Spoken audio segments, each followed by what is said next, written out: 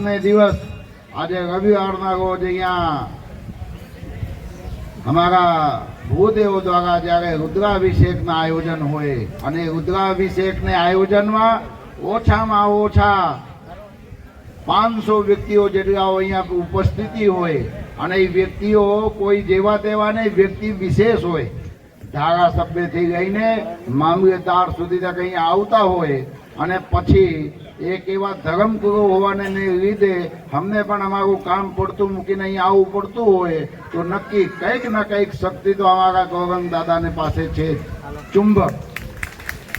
ચુંબક હોય ને એ ગમે એવડો લોઢો હોય ગમે આથી ખેંચીને પોતામાં ચોંટાડી દે.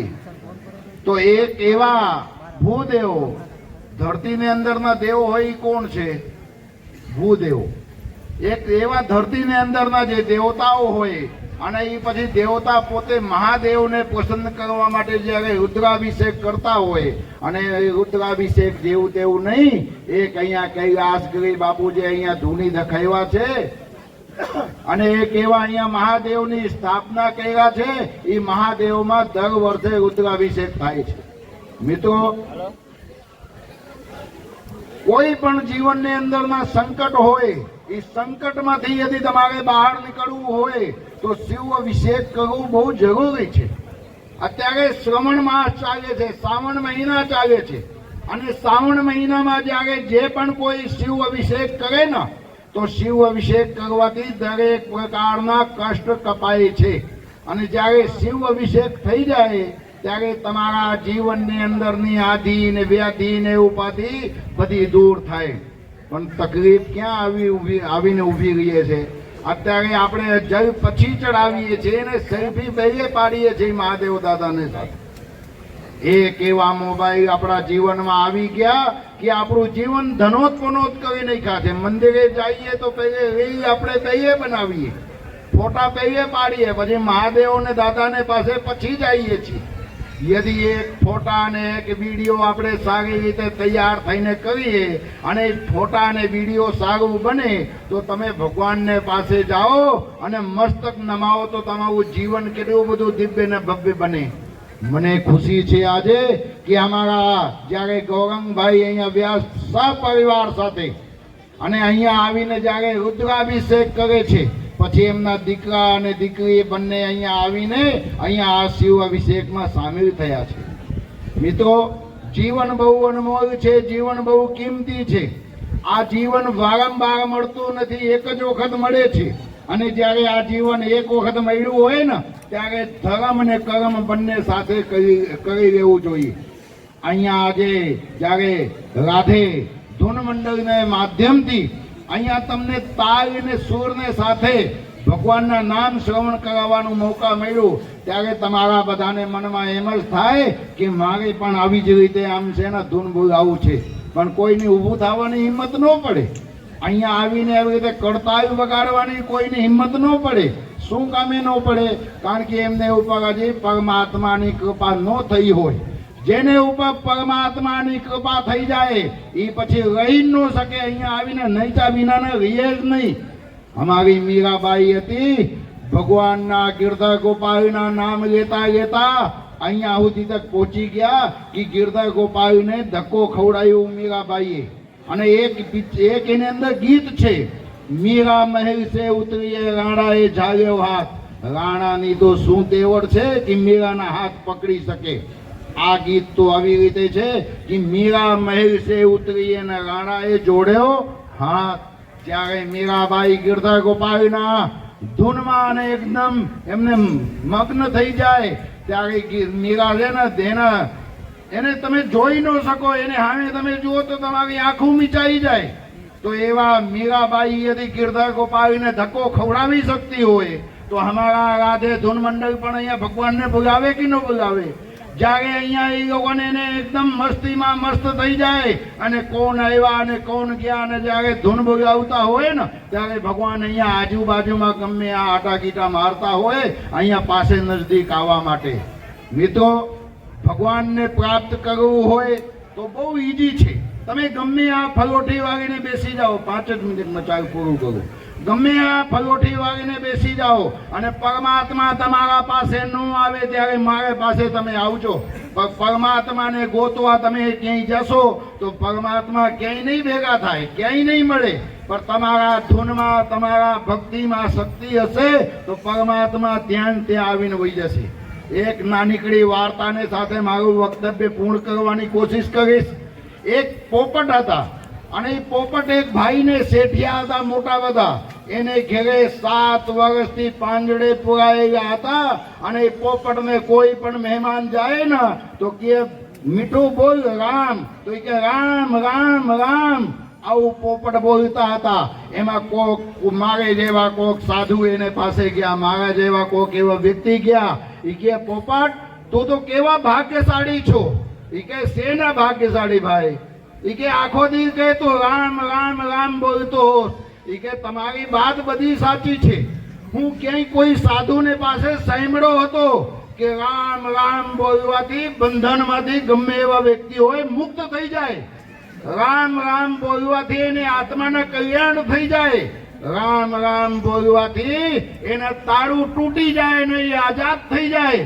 પણ 7 વર્ષ મને થયા, 7 વર્ષમાં હજી આ પાંજડાના કોઈથી તાળું નથી ખોલ્યું અને હું આઝાદ નથી થયું.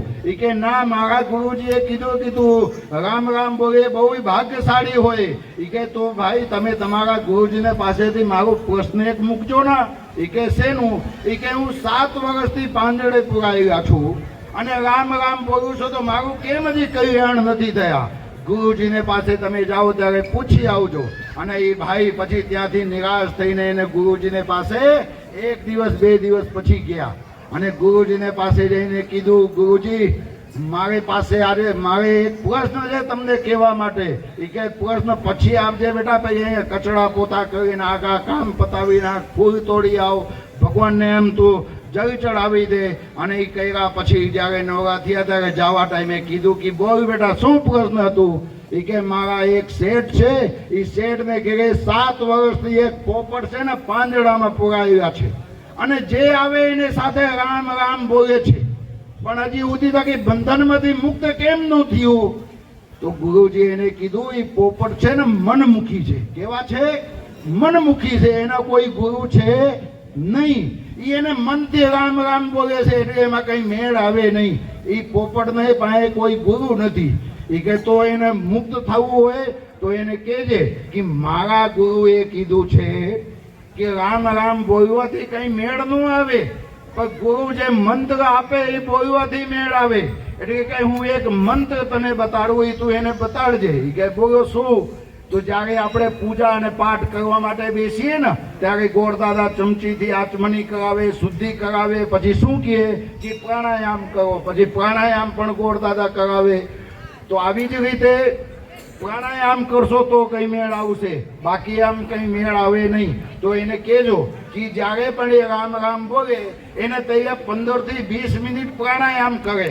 કુંભક છે, અનુલોમ વિલોમ છે, કપાલભાતિ છે, પ્રાણાયામ છે, આ બધું 10-5 મિનિટ 20 મિનિટ કરે અને પછી રામ રામ બોલે. પછી નો ફાયદા થાય તો મને કહેજો. એટલે એ સાંજે પોપટને પાસે પાછા ગયા અને સાંજે પોપટને પાસે ગયા. પોપટે કીધું કે ભાઈ ગુરુજીને પાસે પ્રશ્ન મૂક્યો? એ કે મૂક્યો. એ કે શું કીધું? એ કે ભાઈ તું સિર્ફ રામ રામ બોલે બાકી પ્રાણાયામ કરતો નથી. એ કે એ કેવી રીતે હોય કે અનુલોમ વિલોમ છે, કપાલભાતિ છે, ભસ્તિકા છે અને એવી રીતે કુંભક છે, પૂરક છે, એવું બધું કર તો બધું થાય. 20 મિનિટ સુધી તારે કરવાનું. તો એ કહે હું આજથી જ ચાલુ કરું. સાંજે આમ છે ને અનુલોમ વિલોમ કપાલભાતિ કર્યા. એને જે ઘરમાં માલિક હતા એની દ્રષ્ટિ પોપટને ઉપર પડી. એ કે આજે આ પોપટને કંઈક નક્કી કંઈક થયું છે અને આ પોપટ માંદા પડી ગયા છે, એને કંઈક થઈ જાય, મરી જાય તો કે મને પાપ લાગશે. રાત્રે સુઈ ગયા અને સવારે પાછો એને જોયા તો પોપટ સવારે પાછો આમ કપાલભાતિ, અનુલોમ વિલોમ, ભસ્તિકા આવું બધું કરે છે. એટલે કે આ પોપટને હવે છોડી દેવું જોઈએ, બાકી કંઈક થાય તો મને પાપ લાગશે.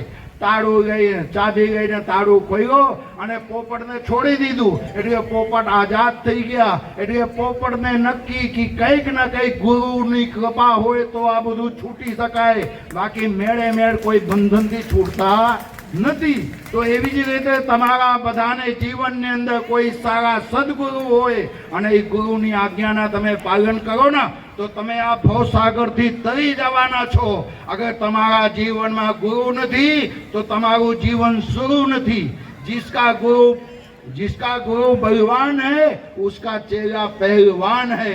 તો મને ખુશી છે કે અમારા ગૌરંગ દાદાના ગુરુ છે ને કોઈ બળવાન વ્યક્તિ હોય છે એટલે આજે આ એટલા બધા પહેલવાન છે કે કેશોદની અંદર નામના તો મેળવ્યા છે.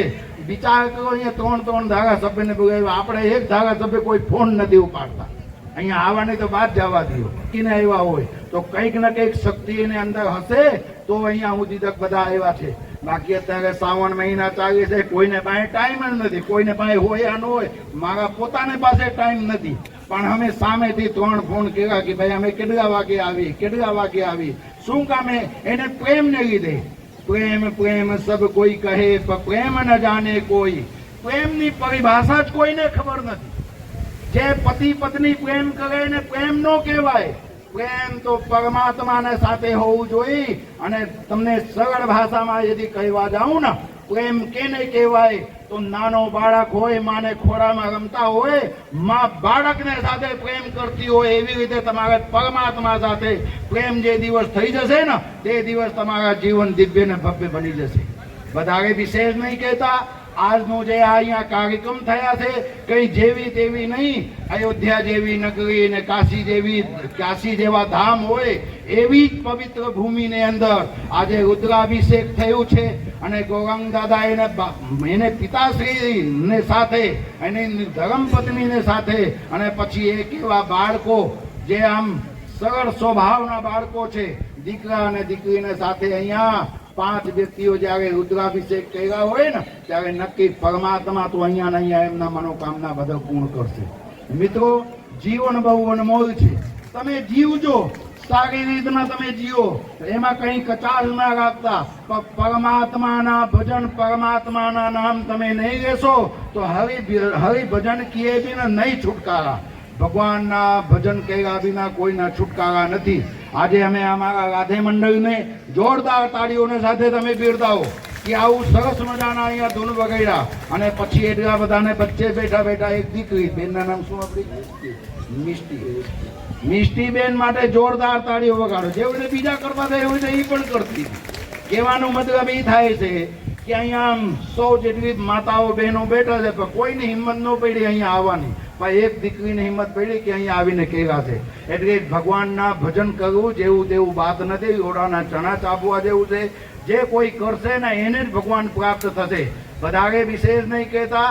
અહીંયા આપણે મારી વાણીને વિરામ આપું છું. પણ કદાચ તમારા જીવનમાં કંઈક દુઃખ ને કષ્ટ આવે ને ત્યારે પરમાત્માને તમે યાદ કરજો. પરમાત્મા તમારા બધા બગડેલા કામ બગાડશે. બ્રહ્મેશ્વર મહાદેવ કે શ્યામ રામચંદ્ર ભગવાન કે જય. બ્રહ્મેશ્વર એમ ન આવે. તમારે છે ને હાથ છે બધા પાસે, ભાઈ બધાના વિડીયો આવ્યું કરજો. જેને ભાઈ હાથ હોય હાથ ઊંચા કરજો. અને જેને ભાઈ ન હોય એને કઈ વાંધો નથી, એને કહેતા નથી આપણે. श्याम रामचंद्र भगवान के, पवन सुत हनुमान जी महाराज के, उमापति महादेव के, उमापति महादेव के, अपने अपने माता पिता के, अपने अपने गुरुदेव के। नमः पार्वती पतये।